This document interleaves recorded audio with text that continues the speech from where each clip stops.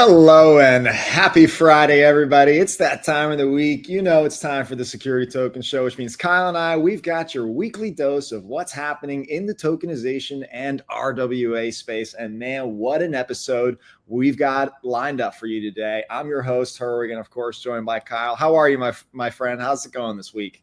Herwig, I'm doing well. Unfortunately, we don't have Nico this week, so we're a man down. But we're all good vibes. We're rolling through. Bitcoin hit 104K as of recording today on Friday. So things are good. We're bouncing back. So all is good here. I can't help but notice, though, you've got something in your background there, like 1966 about a certificate. What's going on there? Well, when we came to Benzinga, the conference to launch the RWA Foundation last November, there was a vendor there actually that caught my eye and had to go buy one of these. This guy basically, I don't know how he gets them, but collects these like very old, certificates of shares. And this is what ultimately led to the creation of the NASDAQ and other things, which was the great paper crisis on Wall Street, where literally these things were just too many outstanding and too many assigned and too much of a delay and lag, and it all fell apart. Had to shut down the exchange. Pretty wild. But this is one of those from JP Morgan Chase, 100 shares from 1966. To remind us where we're headed here, Kyle, or with tokenization and what blockchain is doing to replace these shares, which of course go way back further, to the original days. I wonder how much each one of those shares cost in 1966. Yeah, that would be cool to find out, but not so sure. Anyway, we've got an amazing show lined up, so let's get right into it with the market movements, Kyle.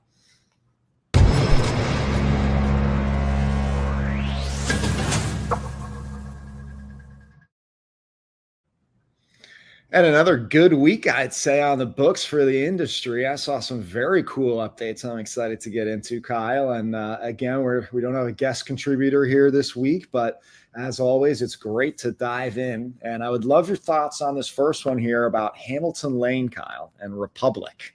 So Hamilton Lane, which has under management and supervision assets wise, nearly $1 trillion.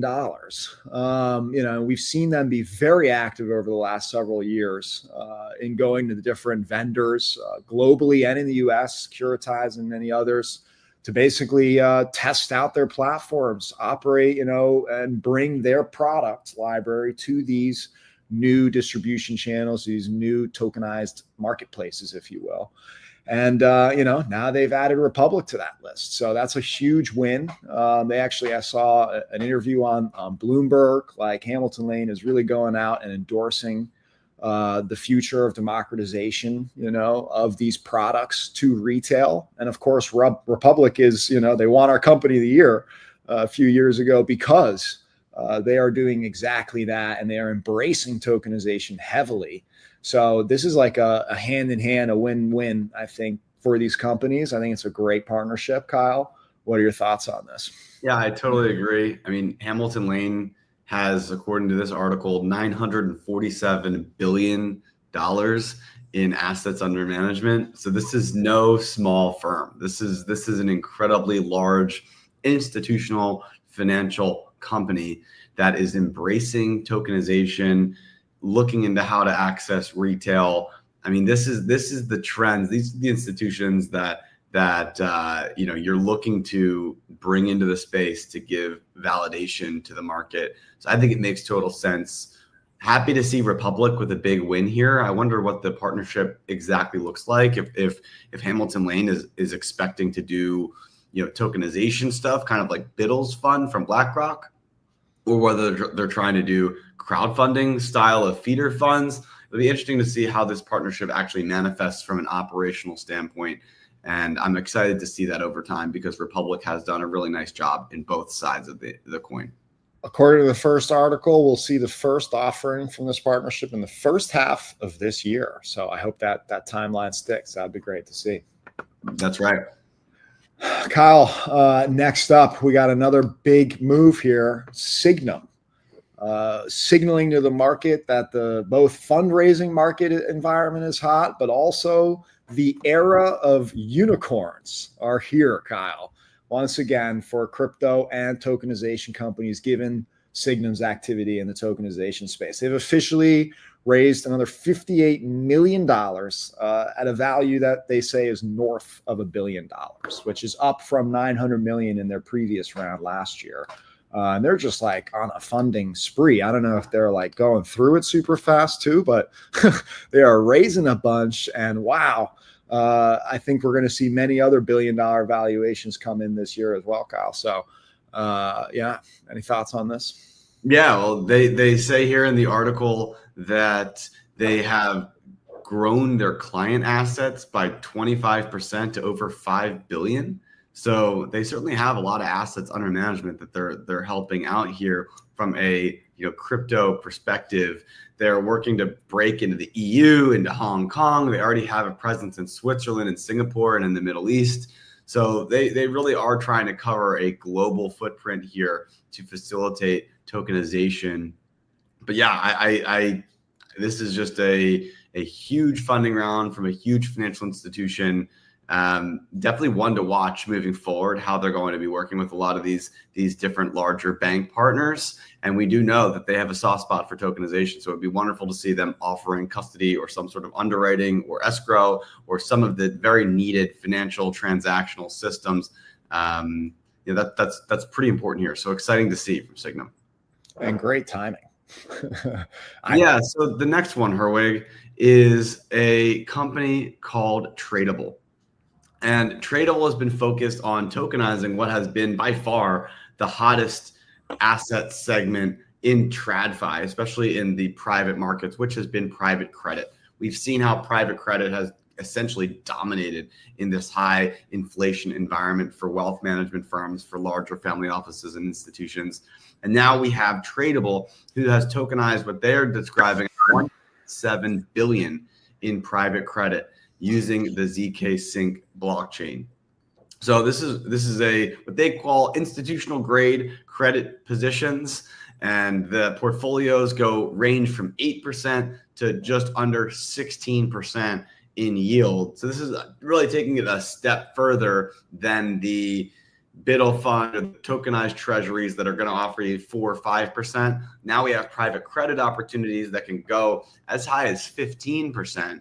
So I think this is a great use case. This is an interesting asset class. We'll see how long, we've talked about private credit quite a bit, how long debt is the most interesting and viable instrument. But certainly for now, it makes total sense. And I think that this is one of the first companies really bringing significant size to market. What are your thoughts here? Nearly $2 billion coming on chain just like that. They said 30 different products represented. This is what I'm talking about when we're going to see a massive adoption of tokenization. People understand how easy it is to tokenize and start to bring assets on chain. That's why I'm so bullish on how fast this market's going to end up growing. And, it's great. It's a great move. I think it's a huge win for ZK Sync as well. And in the RWA space, they are now just, owning the almost, I think I saw the second biggest chain, for private credit now, in that regard. So it's like, hey, all around Tradable just made themselves a major player in the space, I think. So great to see that, Kyle. Yeah. What do you got next?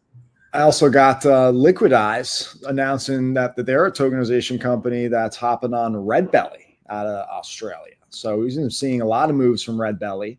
And now Liquidize, they say they tokenize specifically, private equity positions and businesses and things like that. So I'm excited to see what kind of products that they ultimately say. They currently provide registry services for unlisted securities that they say is north of $1 billion in Australian dollars. And that's pretty impressive. So I'm curious to see exactly, how they plan to start to unlock tokenization, right? But again, this is the signs that we're seeing, which is people are converting and upgrading to tokenization, to blockchain. And I'm excited to see this trend continue, Kyle. Makes sense to me. we continue to just see the drive and adoption. Red Belly being something, a new network that some of our listeners may recognize. We've certainly covered them on the show before, but it is maybe a newer style of solution, and just continues to go to show how many players are working in this space and really trying to distribute adoption. They are making moves, Red Belly. Definitely keep an eye on them, folks. And into the next article, Herwig, we have IXSwap, friends of the show for many years now. They have signed an interesting partnership that isn't just with a financial ecosystem partner. This is actually a distribution partner. How do you get more eyeballs on the products that you're servicing? And IXSwap's solution is to partner with Line, L-I-N-E Next, Line Next. It is a social media platform based in Asia that has almost 200 million monthly users, including about 100 million in Japan. And so the goal here, I guess, is to provide them with opportunities to invest in security tokens and in other real world assets. It's built for scale. They use the Kaya blockchain, K-A-I-A. So going in line with what I said before, this is another different blockchain solution. There's so many people and companies working in this industry. And I think this is a cool one because it's one of the first partnerships we've seen with some of those more consumer-based products to provide access into the tokenization space. I love to see this partnership. I think it makes total sense. This is the future, right? The ease of being able to buy something through your phone, basically is what they're enabling to hundreds of millions of people is insane. It'll be interesting to see what kind of adoption they reach and what kind of growth or interest they receive ultimately in that ecosystem.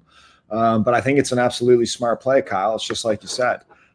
So I think these are the types of moves that people should be focusing and doing. So, and by the way, IXSwap, that's not the only thing. They also, they introduced something new. They actually said no more Astronaut. And they actually introduced a little something more, I guess, modern, a little bit more 2025 in terms of their new logo. So here it is, actually.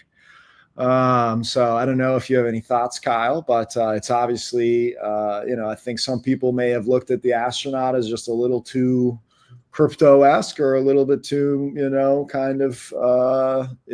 not institutional. And this is definitely much more generic in that regard, I'd say, to be much more friendly and universal. So yeah, your classic tech company logo, which I think looks great. I'm sure it'll be fantastic. I know they're very excited about this and the change. I will say I do have a soft spot for the Astronaut. I think it adds a little fun personality to the whole thing, but it's certainly casual.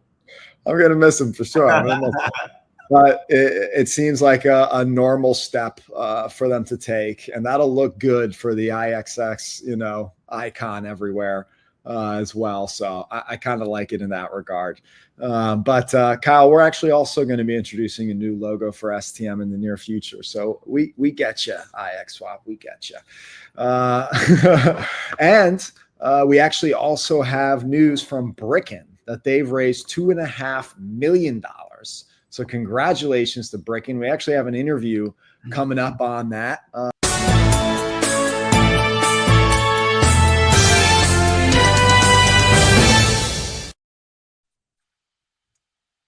Welcome back to another Security Token Show interview. This week we have Edwin from Brickken joining us. Brickken, how are you? How are you, Edwin? Hey, thank you very much for this invite. Well, excited to be back here on the show, especially after we close our round. So thanks for the invite.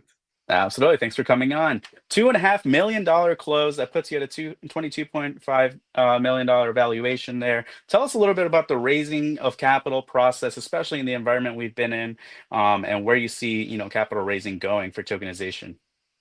Yeah, so I mean, it was quite challenging for a couple of reasons.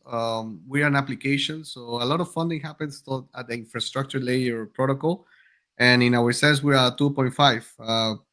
Web 2.5 in that sense, right? So we have an application that it's multi-chain, and basically a lot of people still in the Web3 VCs, they don't fully still invest in this kind of vertical, and still in tokenization, they see it quite risky. But what we wanted to prove during this year is that we have been tokenizing already. We're a solid player, great partners, and based on that kind of like everyday work, we were able to succeed on our funding, and that's where we are right Fantastic. We see one of your investors is Blue Bay Ventures. They also participate in one of our rounds. So Yeah, really yeah, cool true. there with Nico and the team. And we'll have Nico sometimes on the show as well. So the money is in now. Let's talk about future for Brickken. How are you going to use these funds? And what can we expect to see from Brickken in the near future? Yeah, I mean the answer is quite simple: growth. And but how does that look? For our biggest and most neat thing is we're gonna spend a lot on marketing. We need to get more market share, so we're gonna start deploying capital as soon as possible in a lot of campaigns, Google Ads, retargeting across the countries that we are penetrating quite well. So for us right now, lowest hanging fruit is Europe and Latin America.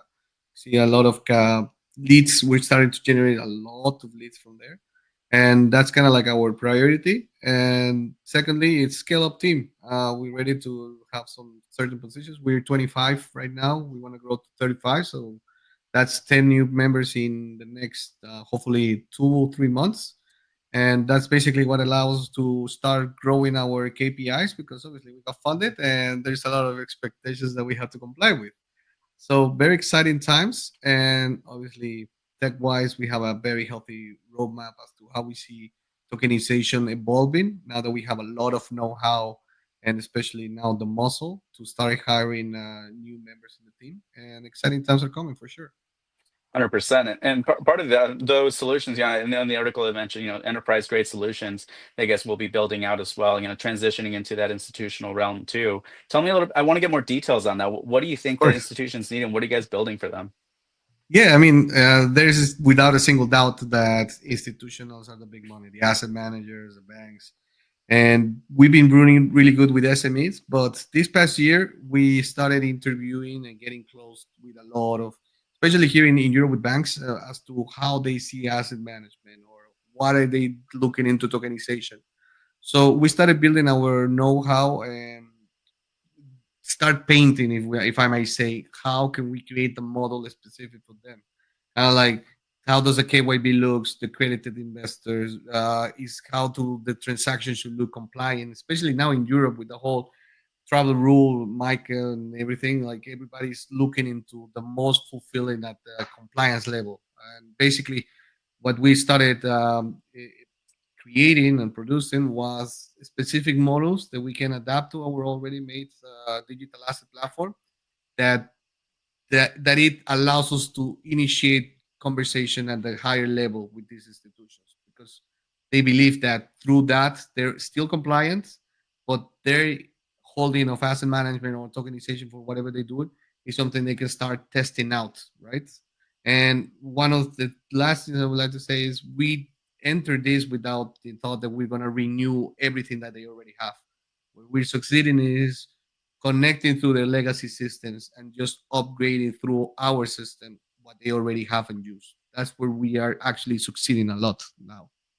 I see. Yeah, and that's something similar to what we're observing, in the institutional market, right? It's them figuring out, do they want to build their own ecosystem in tech, or do they want to partner with someone and, go the lease model, if you will, and go ahead and use Yeah, that technology. But I think the biggest thing that you kind of mentioned there is legacy systems, right? Onboarding that to the blockchain, and maybe not all of it needs to be on chain, but it's certainly a significant amount for operational savings and efficiencies, which we've seen in the past. And I think a lot of institutions trying to catch on, like we need to implement this now. So glad that you're absolutely. working on those solutions. Yeah.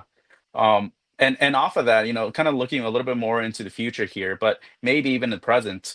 Tell us a little bit about AI agents. How do you see AI agents involved in tokenization and blockchain in general?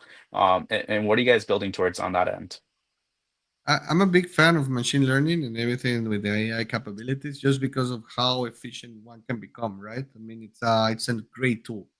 And what we're trying to accomplish here is AI on internal procedures. So there's a lot of departments that we are going to be connected to what we're generating, just to make them more optimized. I mean, sales funnels are about to go crazy in house, just because the information and the capabilities are out there to start even pursuing more leads at a higher speed than even human capabilities are, right?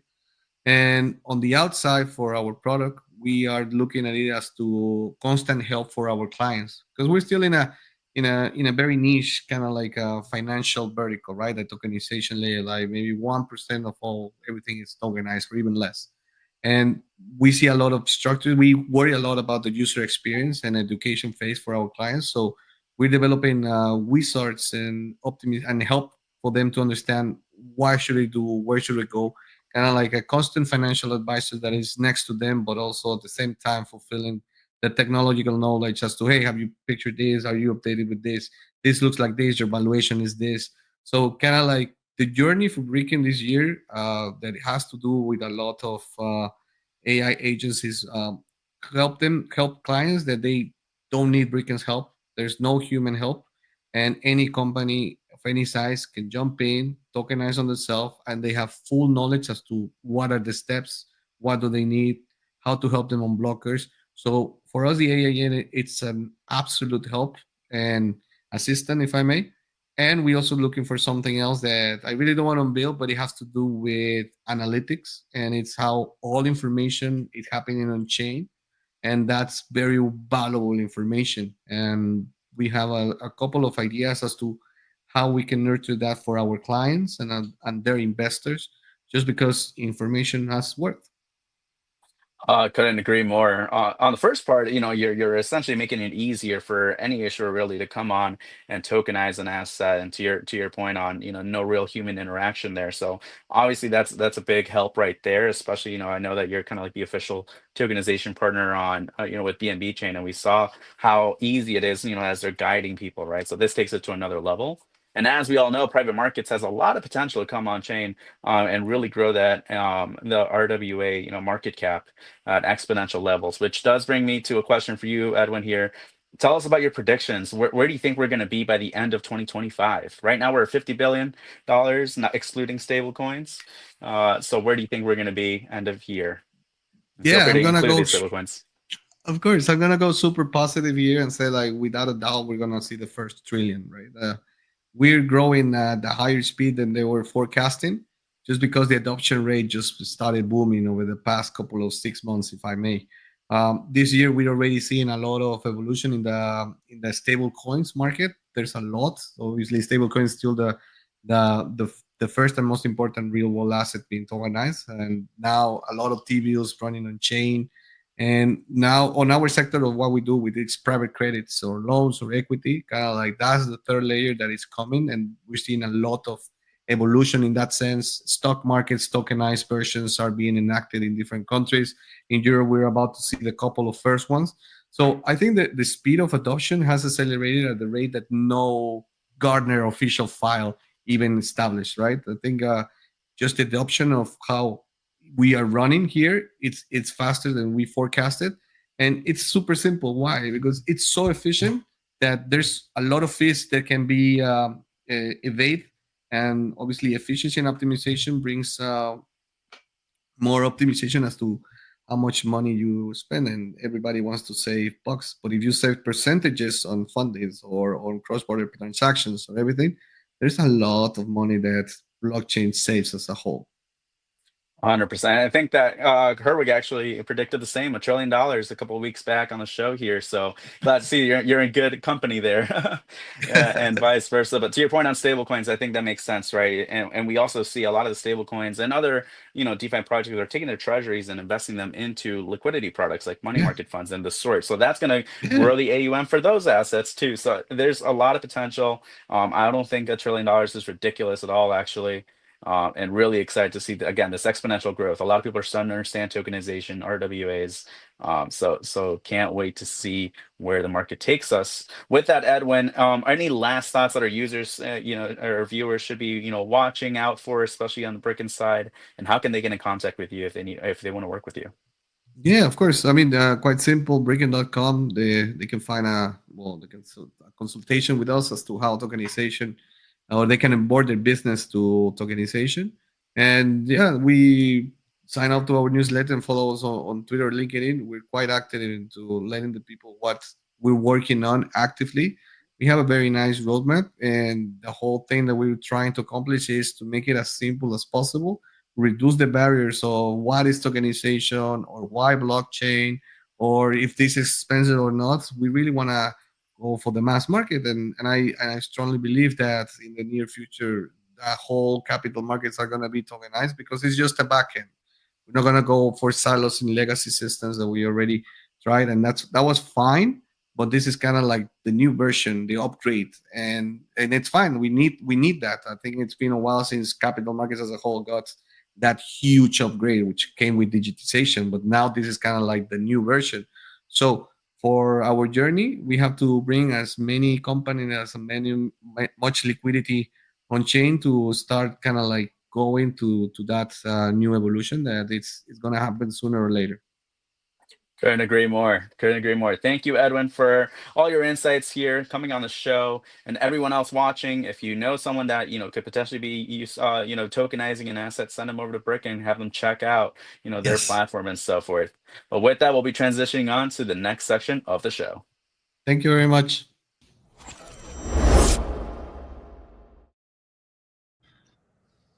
Amazing interview there with Edwin Mata and Brickken, just crushing it. Love to see, again, more capital coming into the market, Kyle. We're just going to keep seeing that trend. And Brickken is an awesome platform. Can't wait to see them put that to work, as they have said. And I know you and I both love AI agents and how that's coming into play. That's right.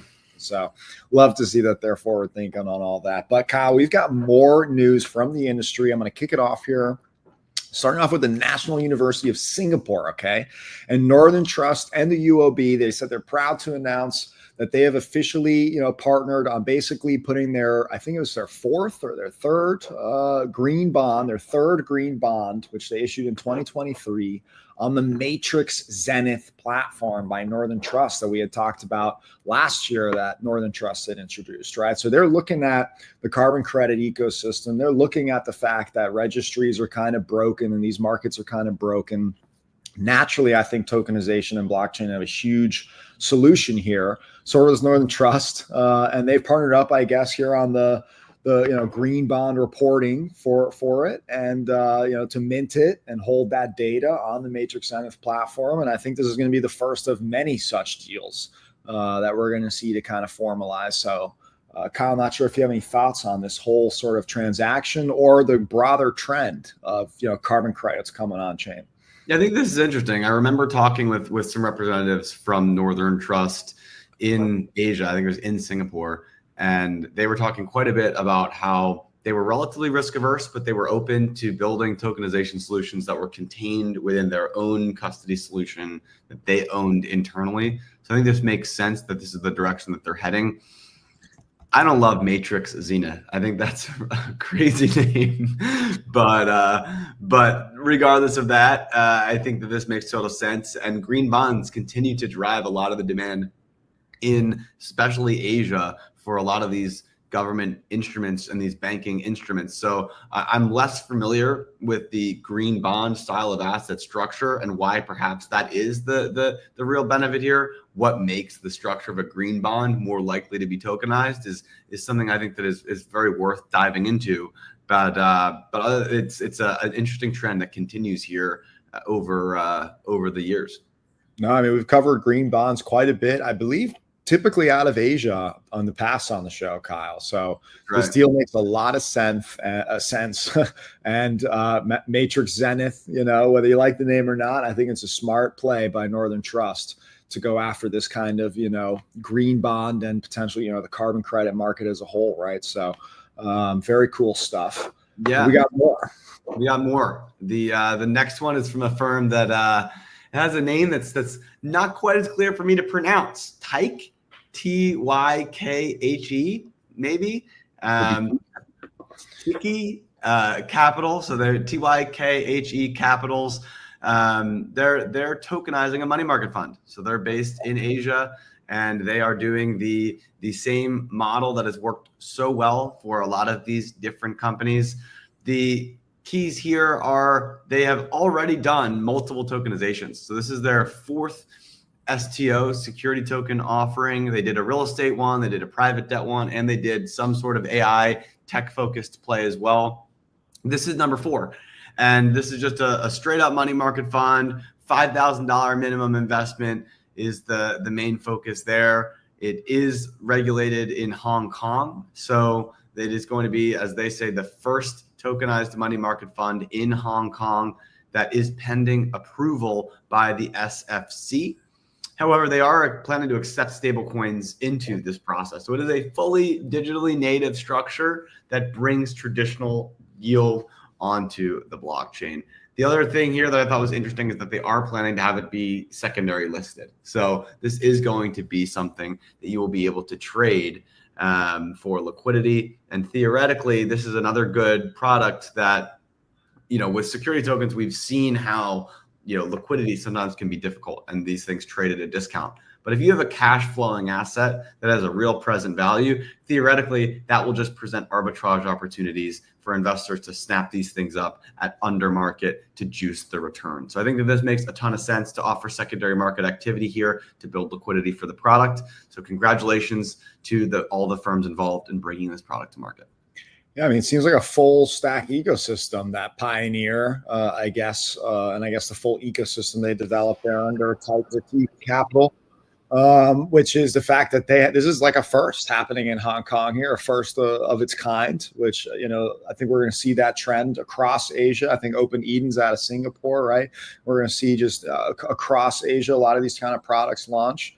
And they really have the full ecosystem. So I always love seeing that. That's easy for investors to take advantage of. So yeah, I think it's going to do well, Kyle. So I'm excited to see that play out. Also got some news out of Dubai and the UK, actually, because Scintilla, which is a tokenization platform out of Dubai, has partnered up with the UK-based VerseProp, which is focused on tokenizing real estate equity and debt. And, it's the classic partnership to bridge markets to hopefully, take advantage of bringing a new product down to hopefully into Dubai, and who knows what else they have cooking up there. But they seem to be very excited about it. And we've seen a lot of these partnerships now for years. So this is, the trend of what we've been talking about of globalization of markets, connection of markets around the world. You're going to see a lot of these different ecosystems partner up so that they can now make it easy to cross-list their tokens, their product libraries, their different, communities get exposed, and hopefully raise more capital, create more liquidity. That's what I expect to see more and more of as well. So nice to see the UK and Dubai teaming up here, if you will. Kyle, anything you want to share on this one? Yeah, I think they tokenized the debt and the equity. So those are technically two different stacks or two different assets, which I think is an interesting component here. We've talked about this quite a bit. I've had conversations with Ed from Red Swan and many other members of the real estate space about how tokenization of real estate isn't quite as simple as just tokenizing the house. There is an equity stack, there is a debt stack, and there's all kinds of things in between to make that happen. So I think I like the perspective here of recognizing that this is a multifaceted structure. It adds a little bit more complication, but if you can figure it out, it is at least pretty rinse and repeat for other properties in the same type of asset class. Absolutely. Moving on here, Herwig, we do have a company, BT Guru. And so they are a virtual and crypto assets provider based in Turkey, and they're working with Chainlink to increase their distribution across different blockchain solutions to help source better pricing and data transparency in the industry. The goal is to integrate that Chainlink CCIP, the cross-chain interoperability protocol that we've covered here on the show before, to assist with all of their digital asset solutions. So this makes a ton of sense. There's a lot of Chainlink fans in the audience of people that love the Chainlink solution. And this is just another way for them to break into new markets. Turkey, obviously a huge GDP, huge market of investors. It makes a ton of sense. And I think that they're the number one source of providing data cross-chain. They've got like 21 different blockchains that they source and connect data with. So makes a ton of sense to have BT Guru have compliance and security requirement standards upheld, as well as really sourcing a lot of that data. Partnership makes a lot of sense. Good one for Chainlink. Again, globally everywhere. This is what we're going to see across the world. And good on BT Guru for, trying to take advantage of just sort of the best-in-class suite of technology to kind of hit the market there. So, hopefully that means Turkish products come to market over there, could be into their ecosystem, or maybe they even end up going global, like we've started to see, as we just reported, with the Scintilla, and the Verse Prop deal. But I got one more partnership, Kyle, here between Plume and Elixir. So you remember last week we talked about Elixir and the fact that they now have vaults backed by both Biddle and Hamilton Lane Scope products, which are, institutional grade products, given that it's BlackRock and Hamilton Lane. And now Elixir has, brought those to the Plume ecosystem. So that's great to see. Plume has just been on a tear week after week. We're reporting on the show, growing their ecosystem, as they call it, RWA.xyz. And good for them. Good for them to continue to just make huge moves on growing that ecosystem. You can't say anything but that they're growing fast in the partnership sense, which makes total sense in the model and the platform that they're building, of course. So did you have any last closing thoughts on this article, Kyle?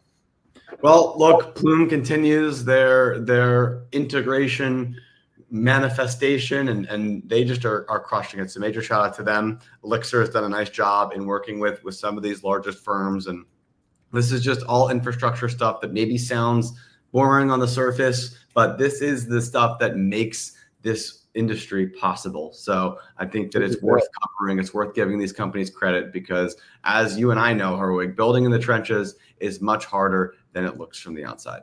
It's the juice. This is what we're talking about. DeFi and RWAs. It's coming. Look out for more vaults, everybody.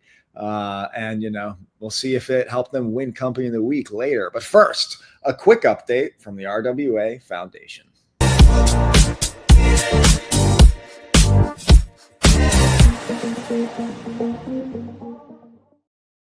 All right, everybody, it's that time for an update on what's going on with the RWA Foundation, our new initiative that we launched to unite the RWA industry and form a DAO for crypto natives who are focused on the RWA industry.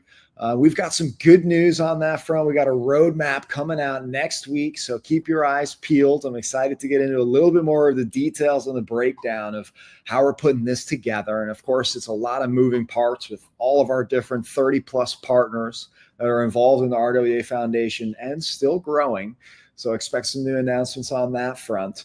But if you haven't checked out our white paper on the Wally DAO, you need to go read it at the RWAF.xyz website, and make sure you tap in, of course, on our Twitter, our X account at RWA Foundation, and our Telegram if you're ready to join the herd and go all in. But I think you're going to love it. We've got a lot of plans for the industry, grant programs, working groups, perks and benefits and airdrops all around the RWA industry for Wally holders. So we want you to get excited, tap in, and of course, keep your eyes peeled for that roadmap.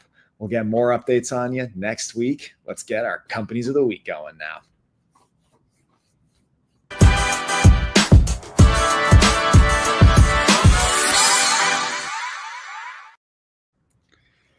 Kyle, we've had another fantastic show. You know what that means, though. We got nothing else to talk about, do we? Except for one thing.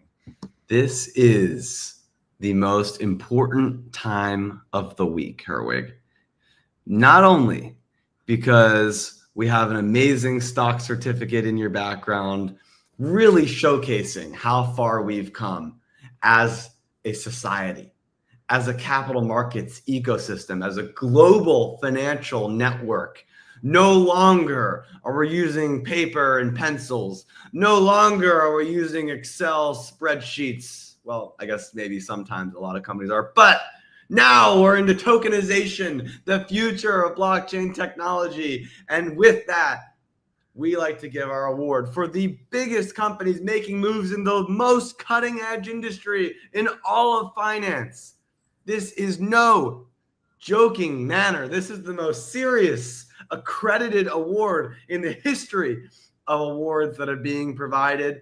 And that is the nomination for Company of the Year, which we pick at the end of every year. We recently just awarded our Company of the Year 2024 to BlackRock. The only way that you get nominated for your Company of the Year is to win company of the week. This is where you and I, Herwig, take two companies that we want to specifically highlight for doing something really cool, unique, innovative, novel, or groundbreaking for the industry and give them a special little shout out and a little bit more sugar at the end of the show. This is the most, I would say, anticipated segment of the show. The audience loves it. We love to do it. And I couldn't be happier to announce two wonderful new winners to the show.